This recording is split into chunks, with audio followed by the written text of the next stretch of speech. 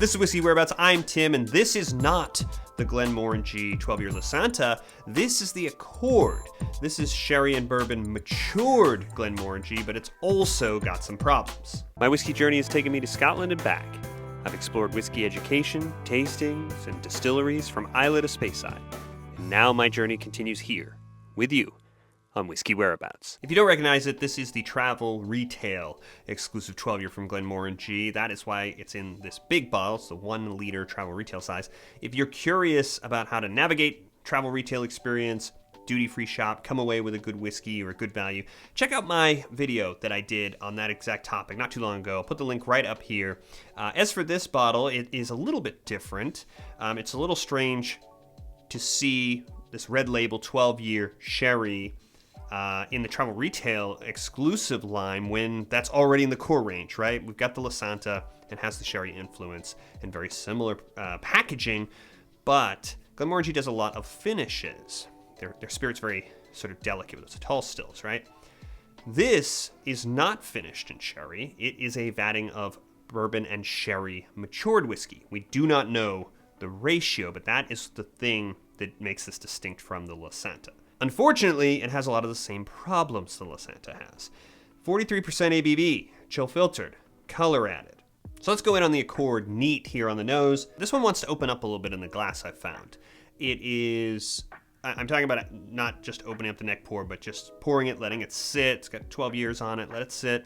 And when you first nose it, just fresh when it hits the glass, it's sharp-er. It has more alcohol, more like citrus. Sherry citrus, orange citrus, but it's that sort of high, sort of brighter kind of, now much richer now that it has sat. Lots of sherry spice influence here.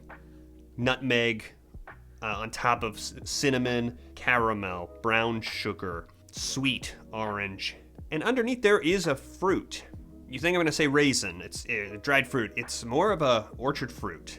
It's more green apple, and as you sit with it, it's had the time to open up. Pretty chocolatey. It's not hot at all.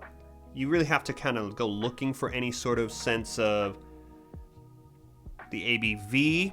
So it's pretty approachable, but it's not thin. So that's good. That's a good sign here. Let's go in on the palate now. Neat. The mouthfeel is not terrible. It's not 40. It's 43. It has some body to it. It has some sort of level of creaminess. It is pretty butterscotchy on the palate. Cinnamon spice more than the nutmeg from the sherry. There's orange, a lot of orange. There is a nuttiness to it, coating it. It's like almost like a Nutella. There's a bit of liveliness, a little black pepper spice kind of, not, just complimentary. At this ABV, it's not going to come on very strong, but there's something to it, so that's nice.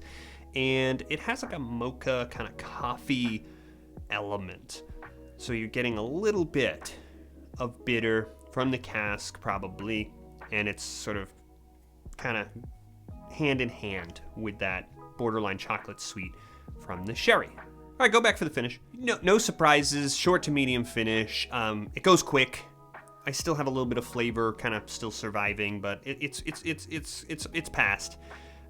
It arrives nicely with a sort of plume of that orange. It's almost like vapor. It's up in the sinus. It kind of sits above everything, that orange flavor at first.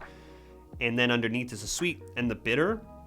And it's that sort of dark chocolate and that sort of coffee ground, but that chocolate kind of goes into like almost a marshmallow.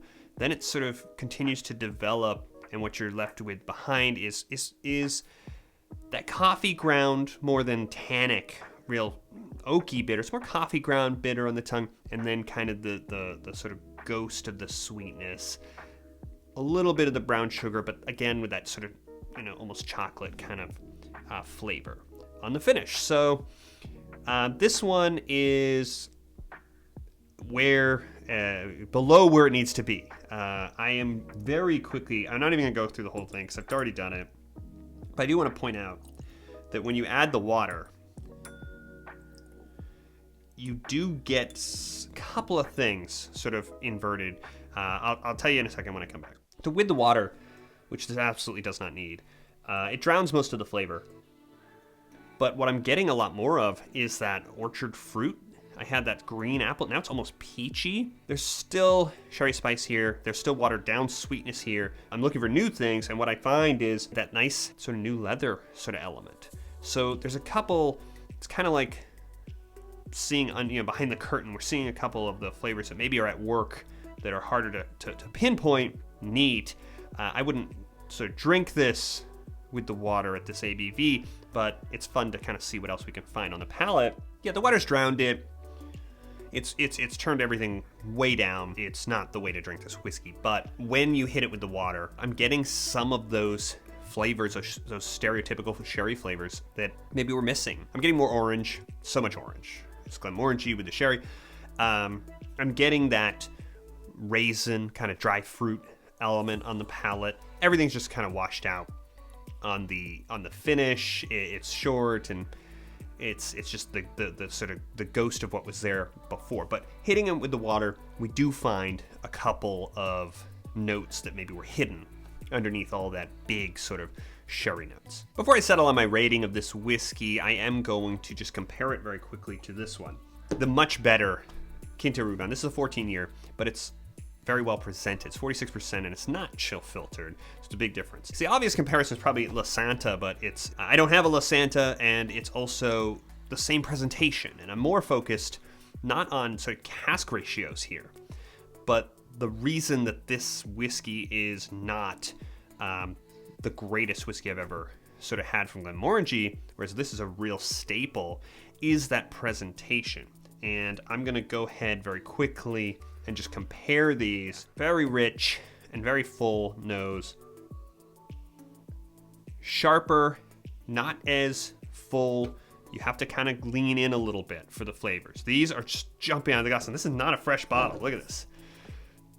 Been sort of postponing the inevitable on this bottle and letting it kind of sit a little bit. We're getting to the bottom, and it's still just jumping out of the glass.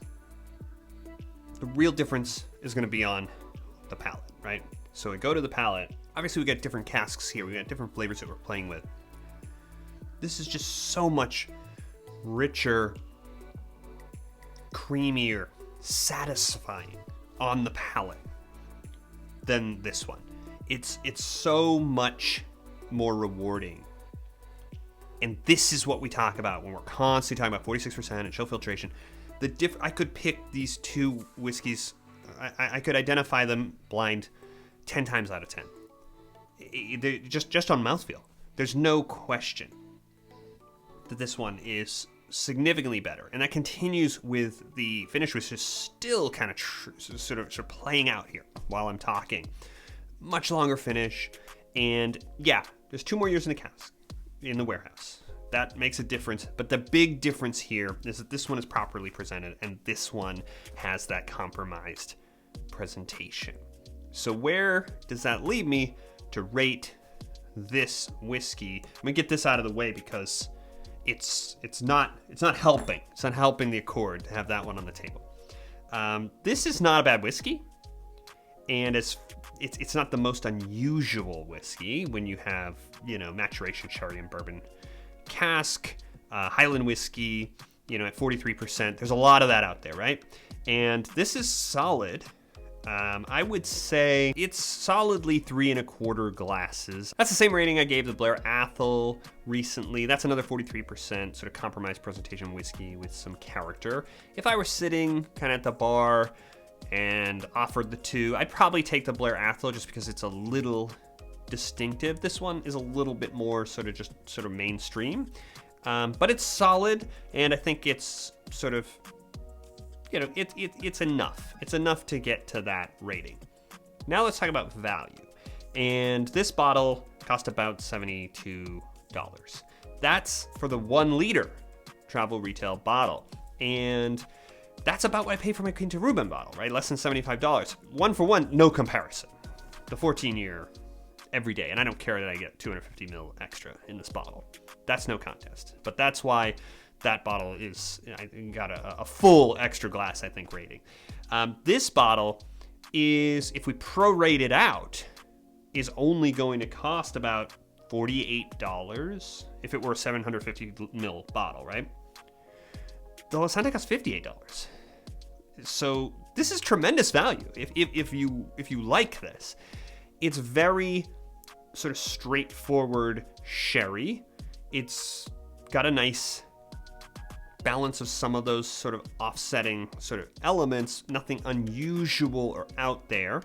It's not as rich as I'd like a really quality Glenmorangie, but I'm not going to pretend like less than $50. This whiskey is a very high quality whiskey to have on your bar at that price to pour and sort of just casually dip into. So I'm going to give it a full quarter point, and it's going to be a 3.5 glass final rating on the Glenmorangie, the Accord. And so if you enjoyed this video, make sure you subscribe. That's what this button over here is for, and I will see you on the next one.